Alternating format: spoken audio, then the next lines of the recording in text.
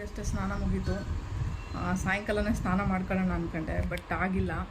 ಯಾಕಂದರೆ ಯಾರೋ ಜ್ಯುವೆಲರಿ ಹೇಳಿದರು, ಬರೀ ಇಯರಿಂಗ್ಸ್ ಮಾಡಿಕೊಡಿ, ಪೇಂಟಿಂಗ್ ನಾನೇ ಮಾಡ್ಕೋತೀನಿ ಅಂತ.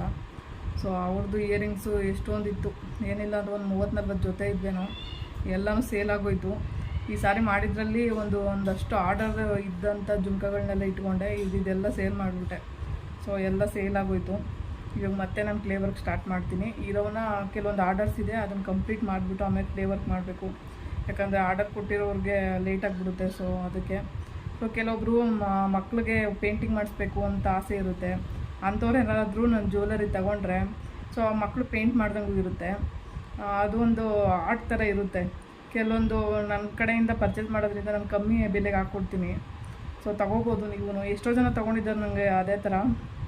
ಸೊ ನೀವು ಕೂಡ ಕೆಲವೊಬ್ಬರು ನನ್ನ ವೀಡಿಯೋಸ್ ನೋಡ್ತಾ ಇರ್ತೀರ, ನಾವು ತೊಗೊಂಡು ಪೇಂಟಿಂಗ್ ಮಾಡ್ಕೋಬೋದು ನಮ್ಮ ಕೈಯಾರೆ ಅಂತ ಇಷ್ಟ ಇರುತ್ತೆ.